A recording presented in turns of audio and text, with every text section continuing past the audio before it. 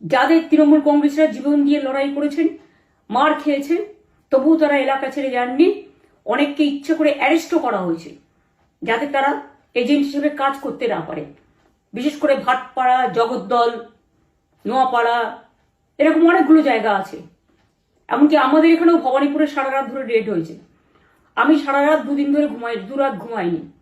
তাই আপনাদের কাছে বলবো, ওটা বিজেপির চক্রান্ত, এবং বিজেপি এত করেও মানুষের অধিকার থেকে মানুষকে বঞ্চিত করতে পারলো না, এবং তাই বিজেপি শেষ খেলাটা খেলেছে, যাতে কাউন্টিংয়ে সবাই সমানভাবে আজ থেকে পাহারা দেয়। দরকার হলে আমিও আমার এলাকায় পাহারা দিতে নামবো, এবং আমি সব 294টা কেন্দ্রে 294টা তৃণমূল প্রার্থী, দার্জিলিংয়েও যে দুটো প্রার্থী আছে অনেকদের, আমাদের সাথে জোট আছে, সবাইকে বলবো নিজেরা ক্যান্ডিডেটরা পাহারা দিন। দিনের বেলায় কর্মীদের রাখুন, রাতের বেলায় নিজেরা থাকুন, পাহারা দিন। আমি যদি পাহারা দিতে পারি, আপনারাও পাহারা দিতে পারেন। রাত জাগুন, সকালে এসে অন্য টিমকে হ্যান্ড ওভার করে তবে ঘুমবেন।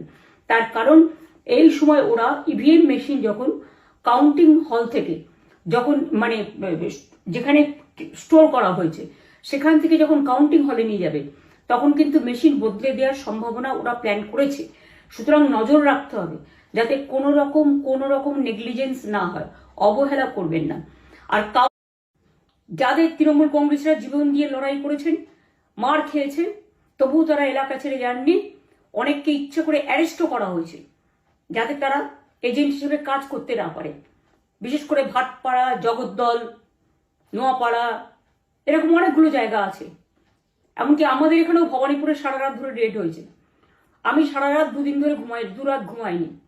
তাই আপনাদের কাছে বলবো, ওটা বিজেপির চক্রান্ত, এবং বিজেপি এত করেও মানুষের অধিকার থেকে মানুষকে বঞ্চিত করতে পারলো না, এবং তাই বিজেপি শেষ খেলাটা খেলেছে, যাতে কাউন্টিংয়ে সবাই সমানভাবে আজ থেকে পাহারা দেয়। দরকার হলে আমিও আমার এলাকায় পাহারা দিতে নামবো, এবং আমি সব 294টা কেন্দ্রে 294টা তৃণমূল প্রার্থী, দার্জিলিংয়েও যে দুটো প্রার্থী আছে অনেকদের, আমাদের সাথে জোট আছে, সবাইকে বলবো নিজেরা ক্যান্ডিডেটরা পাহারা দিন। দিনের বেলায় কর্মীদের রাখুন, রাতের বেলায় নিজেরা থাকুন, পাহারা দিন। আমি যদি পাহারা দিতে পারি, আপনারাও পাহারা দিতে পারেন।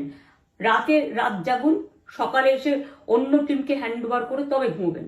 তার কারণ এই সময় ওরা ইভিএম মেশিন যখন কাউন্টিং হল থেকে, যখন মানে যেখানে স্টোর করা হয়েছে সেখান থেকে যখন কাউন্টিং হলে নিয়ে যাবে, তখন কিন্তু মেশিন বদলে দেওয়ার সম্ভাবনা ওরা প্ল্যান করেছে।